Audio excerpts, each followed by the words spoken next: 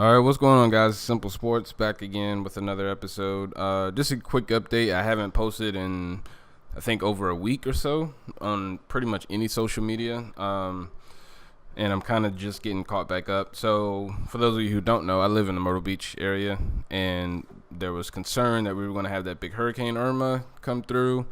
It took a turn at the last minute. It was like a day or two before it was supposed to actually hit.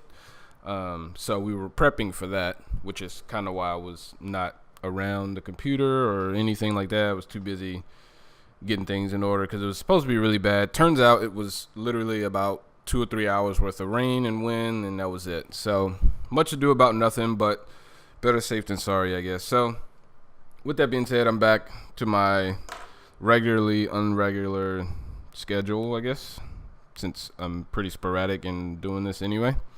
But with that said, I want to get started. I want to give my reaction. One of the things I want to do today, now that I am back doing this, is I want to do my DraftKings or my daily fantasy lineup advice, I guess, for the week. I wasn't able to do that because, again, last week we were spending time prepping for the storm. So whatever, here we are. So first thing I want to do is talk about the first weekend of football, my overall reaction. A little bit of college. I'll start off with a little bit of college just because we're almost into week 3 now. So I'm not going to spend too much time on the first 2 weeks, but I'll give a quick recap on the first 2 weeks. So with that being said, let's start with that. First things first, and I'm really just going to talk about Ohio State. I am an Ohio State fan, and they look terrible. They've looked terrible for the last year. Dating back to last year, they were pretty bad on offense. Their offense is atrocious. There are times, even against Indiana opening week, beginning of that game, I was a little concerned. I was like, man, they can't move the ball. Let me see if I can find their offensive statistics, but they're not very good on offense. Defensively, I think they're fine. They had a bad showing versus Oklahoma, but I think a lot of that had to do with the fact that their offense really couldn't move the ball and keep the ball. And obviously, when you do that, you give the ball to the other team. Eventually, they're going to score points. And it was an ugly game against Oklahoma. I think they'll be fine overall. It wasn't like they lost to a non-ranked team or something like that. Let's be fair. They did lose to probably a playoff team. But so it's not like they got humiliated by, like a Appalachian State or something like that. Like, that'd be totally different. They only fell to 8, I believe, so they have plenty of time to make up some ground. I'm not overly concerned with it. They obviously have to tighten things up, especially on the offensive end, but they'll be all right. They'll be just fine. Alabama looked unstoppable as usual. A lot of teams look pretty good, but again, this is pretty early in the week or early in the season. And if you look at the box score, it was a fairly even game until the fourth quarter. I think going into the fourth, it was 20 or it was like 17-13 or 17-14, something like that. And then it's just, again, they just died on offense. Their offense is not good. So going through the box score, they had more first downs, but other than that, that was it. They had less rushing yards by about, so they had about 60 less rushing yards, 104 to 167, and they rushed for almost half as much as, I'm looking at it backwards. They had less first downs than Oklahoma. They rushed for more yards and had twice as many yards per carry, with a handful less attempts. But it was the passing game, and that's their biggest issue. See, Ohio State, ever since Meyer's been there, they've been able to run the football. Running the ball isn't their issue. J.T. Barrett can't throw the ball. And if you look at the year they won the national championship, it was because they had – I think if you put J.T. Barrett in those last 2 or 3 games, I don't think they win the title that year because J.T. Barrett can't throw. Cardale Jones has a cannon. Now, for a college quarterback, he was phenomenal. He has proved to be nothing really in the NFL. But as a college quarterback, he was great, and he could throw the ball down the field with okay accuracy. Again, in college, you have a lot more leeway, so they were able to make some plays in that regard. But so looking at the passing statistics, it was 386 yards to 183. Like, that's just not. And you're going up against a Heisman candidate in Baker Mayfield and a high-powered offense. You have to be able to keep pace, and in order to keep pace, you have to be able to throw the football. Oklahoma was 27 to 35. Ohio State was 19 of 35. 11 yards per attempt versus 5. 14 yards per completions versus 10, and 3 passing touchdowns. Like, you just can't. They have to figure something out offensively. Otherwise, they aren't going to win the title. They aren't even going to make the playoff if they can't figure that out. So they need to get that together. That's really all I got on the college scene for the past 2 weeks. I'll be more thorough in the weeks coming. But like I said, I just missed too much time with the storm and stuff last week. So with that being said, I want to jump right into my NFL stuff. Not going to dwell on it too much, but I do want to recap the first full weekend of NFL football. And let me tell you, it was awesome. It's finally nice to have football back. I like football more than basketball or soccer or anything like that, except for like the World Cup, because football is an event for me. So I have something to look forward to on Saturday and Sunday, whereas with like the NBA and soccer, I mean, you can wake up and find a game pretty much anytime you want. NFL, you get one on Thursday, 1 or 2 on Monday, and then the rest are on Saturday and Sunday. So it's an all-day thing. It's like I have something to do on the weekends, and I'm happy to have that back. And I'm not going to go over every game. I'm going to go over the games that I watched. And so let's start with the Pats and the Chiefs. That game was ugly.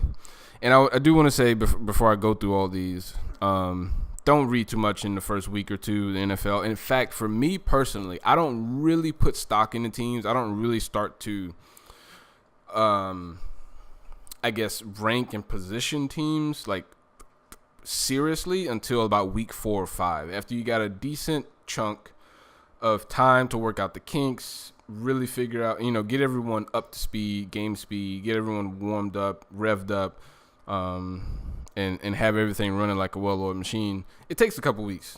So week 1, week 2, it's not that big of a deal. There were some great stories, some great games, some awful injuries, just like every other year. So let's start with the Chiefs and the Patriots. First things first. What a game it was until the fourth quarter. People need to calm down on this one, though. The Chiefs are not that good, and the Pats are not that bad as the game played out. What you have to remember is there were a lot of injuries, especially towards the end of that game, or I should say, I guess, in the second half of that game. And it looked like the Pats were on the verge of blowing the Chiefs out the entire game. So people are getting a little sideways about this game. It really wasn't that big of a deal to me. The Chiefs played probably their best game that they're going to play all year. Unfortunately, I think they wasted it in week 1 against a team who, as bad as they looked, still, again, looked like they were on the verge of blowing this thing out of the water.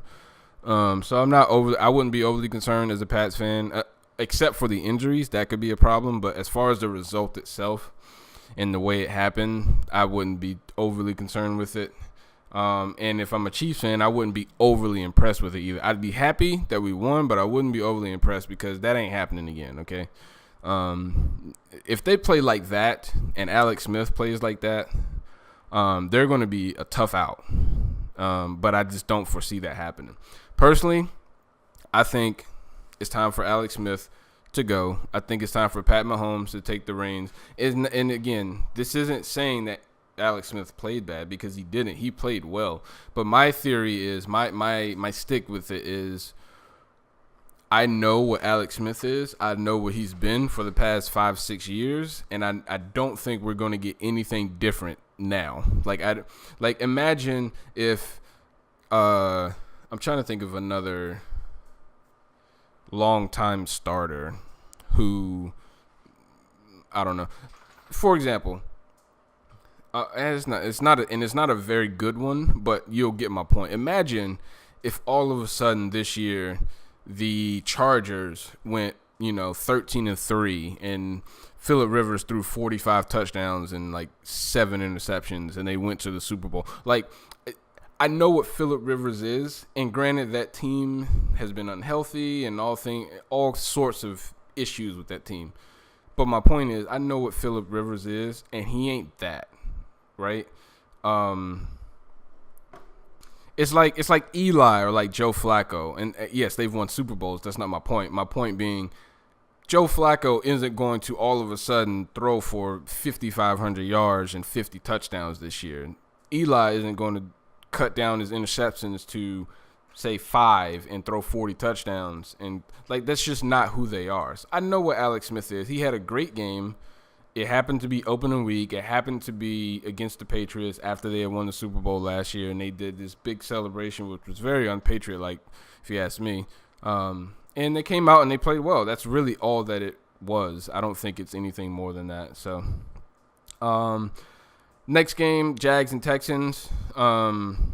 Jags defense looks legit. Other than that, that game was pretty meh. The Texans are doing their defense a very big disservice, though. For them to have a defense as good as they have and to not have a quarterback to go with it, even someone who was competent, and I'm not saying Watson can't be that, but he is a rookie. Let's not get it twisted. So, and I'm talking more about, let's say, the past 3 or 4 years, to not have brought in a quarterback that was capable of not losing the game for them with that defense on the other side is a shame.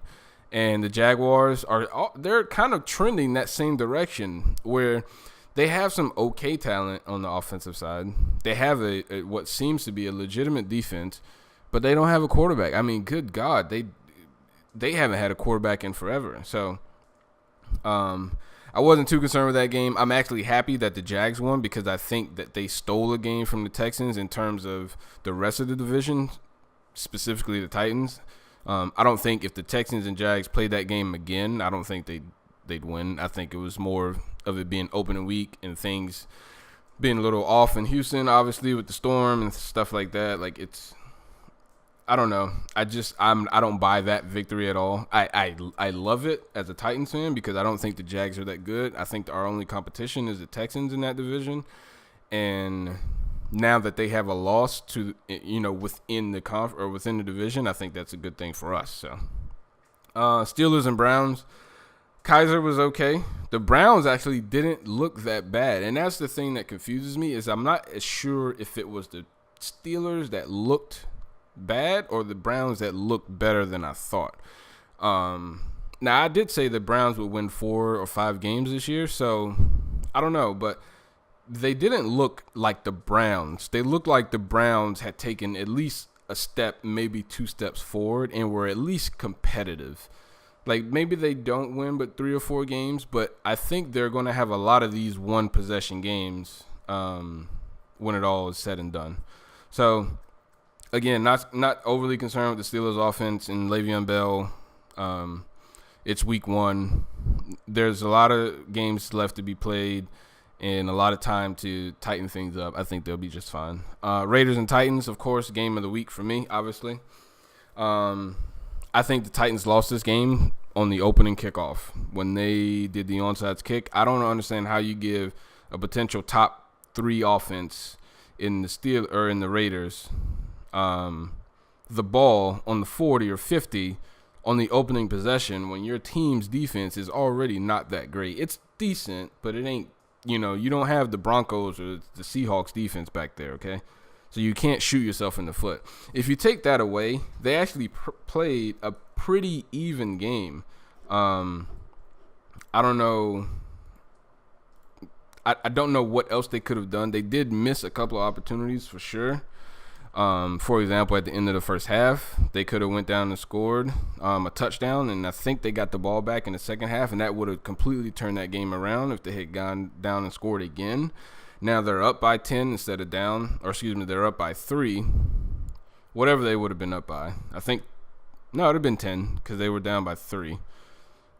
or whatever they were down by. I don't remember exactly. But point being, they could have gone down and scored at the end of the half. They got into the red zone, ended up falling short, kicking the field goal, and then came out in the second half and didn't score. So they've got some kinks to work out. Other than that opening possession, though, they look fairly even, which I was actually impressed with because a lot of people are high on there are a lot of people high on the Titans as well, but a lot of people are really high on the Raiders. Mariota threw the ball okay. He threw it a lot. I think he threw it over 40 times for sure. I think he threw it over 40 times. I don't remember exactly. Let me see if I can find the box score really quick. 41 times, 25 of 41. So not terrible. Right at 61%. Carr was excellent. He was like 70%, if I'm not mistaken, something like that. Right at 70%. Let's see. Yeah, 22 or 32. So he's right at 70%. Mariota's right at 60%. Not great, but definitely not bad. Didn't throw any touchdowns. Carr threw 2. But if you look at the entire box score, Carr threw for 262. Mariota threw for 256. I'm trying to see team. Oh, here we go. Titans had 21 first downs. Raiders had 22. 5 by rushing for both teams, 16 passing for the Raiders, 15 passing for the Titans. Both had 1 penalty. 41% third down for the Raiders, 50% for the Titans, which is excellent. They did give up a fourth down. Raiders had a total of 359 yards. The Titans had a total of 350. They both ran 63 plays. The Raiders averaged 5.7 yards per play. The Titans averaged 5.6 yards per play. Raiders ran for 109. Titans ran for 95 with 8 less plays than the Raiders did. And they averaged almost a full yard more than the Raiders did per rush. 250 passing, 255 passing.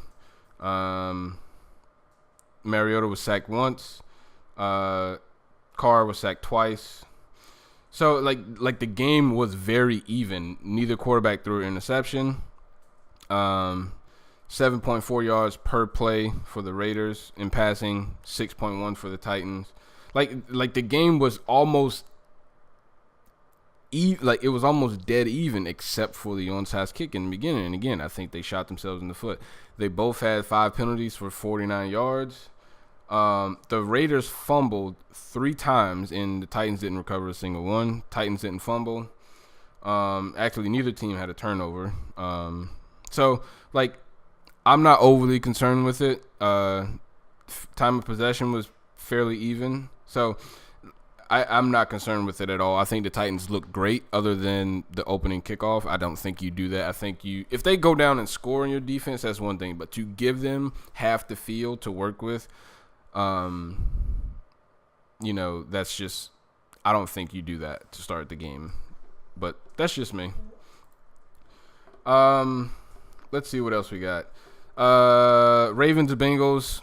I didn't watch the whole game for one. The Bengals looked awful. Andy Dalton looked terrible. I think it's time for a new coach and a new quarterback.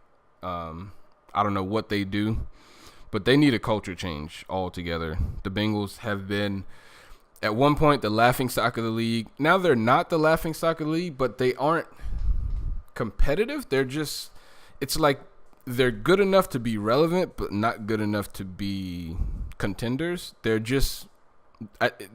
remind me a lot of like the Memphis Grizzlies in basketball, or like the Utah Jazz, or like the Denver Nuggets. Teams like that where they're not going to win the title, but they're going to be in the playoffs, and they're going to win 10 games, 9 games, something like that. That's just what they are. They aren't going to turn it into anything, but they're going to at least be there. I don't know. They're a weird team to wrap my head around. Packers Seahawks. That was a pretty good game. I will say this: the Seahawks offensive line looked awful. They look worse than they did last year. Other than that, the defense looks how they should. The Packers look pretty good. I was a little concerned that they only scored 17 points, but at the same time, they are playing the Seahawks. So I don't know. I feel like they should have definitely scored more than 20. But again, it's opening week, so it's hard to really judge. I think both of those teams will be in it at the end. I think they'll both make the playoffs. I wouldn't be surprised, however, if the Packers didn't. There's something that just doesn't feel right, especially defensively, about that team. Like something isn't right there. I don't know exactly what it is. They looked okay against Seattle, but Seattle's offensive line is terrible at best. Chargers Broncos, another game, great game. Broncos defense, I thought they would have taken a step back considering they lost T.J. Ward and a couple other pieces, but they looked formidable as usual. No concern there. Chargers, same old story with them. In it to the last minute and just couldn't, for whatever reason. It's like they seem to be cursed, because every year I hear, oh, the Chargers, it's the Chargers year, and then they, for whatever reason, they fall short. They are the king of one possession games over my lifetime. I've never seen a team, and I'd be interested if someone could find that stat, and maybe I'll look for it later today, of how many one possession games. In fact, let's just Google it right now. NFL teams with most one possession losses. I don't even know if this will yield anything, but let's see. No, not really. Nothing that I can just read right off. Yeah. But I'd be willing to bet they're in like the top 5 for sure, because every year they have that issue. You know, the Raiders last year had 9 games that were decided by one possession, and that seems to be the Chargers like every year. So I don't think they'll be in it. Excuse me, at the end. I think they're a tough out for anyone. I just don't think they're good enough to be a contender.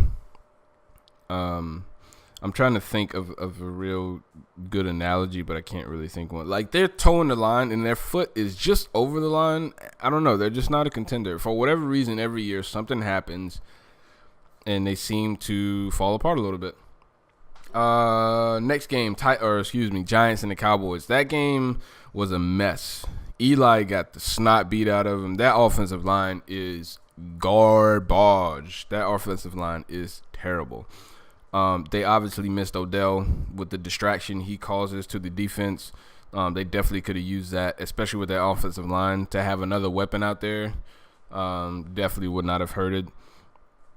But they'll be fine. Cowboys looked okay. They didn't come out and look great. Dez Bryant got shut down by Janoris Jenkins again. I don't know what the deal is with that, but for whatever reason, he has his number. He had 2 catches for a couple yards. I don't remember how many exactly, but it wasn't that many. Maybe like 40, 30. I don't remember exactly. But he was targeted like 10 times, so I'll take that all day, every day. And the last game I want to talk about is the Rams and the Colts. Man, what a disaster that game was. The Colts... first of all, it's not like their team isn't that great, but they had a great, I won't say great, but a very good quarterback in Andrew Luck. They can't keep him healthy either. They can't. Their offensive line is just as bad as the Giants and the Seahawks. And everyone wants to either praise Andrew Luck or condemn him for being hurt, or praise him because he's been misused and mishandled in Indy. And I don't disagree with that. I wouldn't go so far as to say he's great and he's like top 5 quarterback in the league. I'd say maybe top 10 for sure. But they definitely have mishandled him. And if I were him, I'd be looking to get out of Indy. Like, I'd be looking to get out of there. But neither here nor there. Let's get to the game. It was awful. The Rams, and I think the Rams needed that win. And I picked the Rams to win like 7 or 8 games this year. They were my sleeper team, so we'll see how that pick goes. They definitely got an easy one to start with because the Colts looked terrible. They didn't even look like an NFL team. And Tozine is you can't – if you throw 2 pick sixes in one game, like you can't come back on the field, okay? Like you just can't. Like that team is in such disarray right now. It's unbelievable. I say this in the nicest way I can because I don't wish misfortune upon anybody, but I love it because, again, I'm a Titans fan. They're in our division, so that's one less team that we have to compete with. And quite frankly, if they had a healthy quarterback and a decent offensive line, they'd be the best team. So I'm cool with it. If they want to stink it up, let them stink it up. I'm cool with it 100%. So that was my recap of all the games, just quick thoughts on them all. I had a blast this weekend. I'm so pumped and excited that football is back. As I said in the beginning, I'm not overly concerned with the wins and losses in the first week. I'm more concerned with like fantasy and just having football back.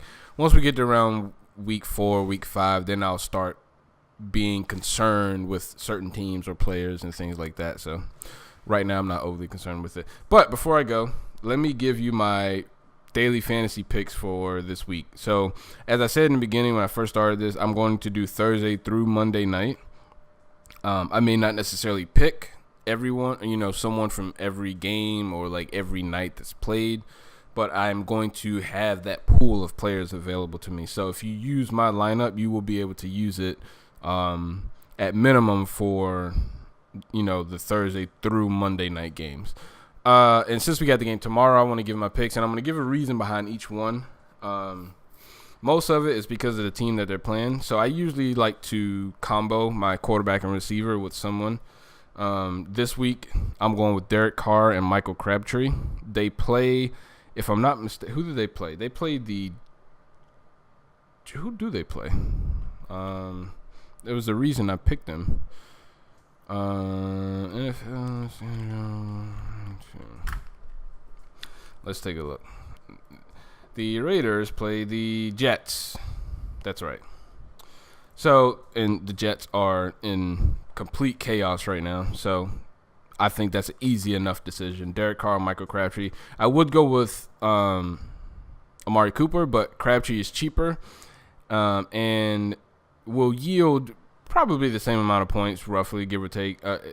I think, listen, the Jets are a mess, so I think they're going to have a field day on the Jets regardless. This is the way I went. So you could also do Carson Palmer and like a Larry Fitzgerald. They're playing the Colts this week, which, as I just got through talking about, they are a disaster right now. So that's another option you can go with. Again, I went with Derek Carr and Michael Crabtree. Running back, I got Dalvin Cook and Jaguars Allen. The Vikings, excuse me, they play the Steelers. That could be a tougher matchup, but I don't trust the Steelers defense. I think they'll be okay against the Steelers. I think they'll run the ball just fine. And then Jaguars Allen, I don't think he's going to put up a ton of points, but I think he has an opportunity. I think he has a higher ceiling than a lot of guys, especially because they're playing the Browns. He's going to get a decent amount of carries and looks and touches. So that's the reason I went with him. And, again, price-wise, he kind of fit there. And given the circumstances, it was a perfect fit for me. So at my other 2 receivers, I went with Adam, I guess it's Thielen from the Vikings. Excuse me. Again, they play the Steelers, and the Steelers' pass defense is worse than their run defense. So he had a nice solid week last week. I think he'll do just fine again this week against the Steelers. And then I went with Doug Baldwin playing against the 49ers. 49ers are another team that's kind of in disarray. Although they did okay in their opener, they didn't look – listen, they got a lot of work to do. And I didn't expect them to win at all. But they didn't look – they didn't look like the Colts. Let me put it to you that way. At tight end, I went with Travis Kelce. Normally, I wouldn't pick a player against a really good defense like the Eagles, but I think tight end is going to give the Eagles problem this year. They seem to have a couple of problems with last week, Ertz from the Eagles. I'm trying to pull up the box score and take a look and see what he did. So he had 8 catches for 93 yards, and Travis Kelce is a better tight end than he is. So that was just a matchup I went with. So yeah, that's that. For my flex, I went with Ty Montgomery. The Packers this week play the where are the Packers? Packers. They play the Falcons. So their defense isn't amazing. It's okay. It's decent. It's a good defense. But Ty Montgomery's going to get a ton of touches. And so that equals points, and that's really all that it boils down to. And then for defense, I went with the obvious. I think I went and I think this is going to be the best defense for points this week is Houston. They play the Colts, they play the Bengals. And if I would take the Cardinals defense as well, I think that would be the best option or the second best option. I think the only reason I went with the Texans versus the Cardinals over the Bengals and Colts is because I think the Bengals will still try to throw the football, and therefore there's an opportunity for picks, maybe a couple of picks, maybe even a pick 6. I think the Cardinals have the better secondary in my opinion, but I don't think the Colts are going to subject themselves to that kind of beating again by throwing the football. But who knows? I think Cardinals and Texans are your 2 best bets, 1A and 1B, if you ask me. And that's it. So really quick, just so you know, or one more quick run through. Derek Carr, Dalvin Cook, Javoris Allen, Michael Crabtree, Thielen, Doug Baldwin, Travis Kelce, Ty Montgomery, and Houston Texans. And bear in mind, this is for DraftKings, by the way. I know the lineups are slightly different, if I'm not mistaken. So this is the DraftKings lineup. And then again, you can go with the Cardinals defense. You can go with Carson Palmer at quarterback instead of Derek Carr, and you can pick up like a Larry Fitzgerald or John Brown for your combo. If you want to do a combo, I just personally like doing the combo. But that's just me. So yeah, that's it. That's all I got. I'll be back next week for another episode. This time it'll be a little more thorough. Like I said, we had to deal with the storm and all that good stuff, so kind of threw a wrench into things. But hopefully next week will be a little more routine. So with that being said, I will see you guys next time. Peace.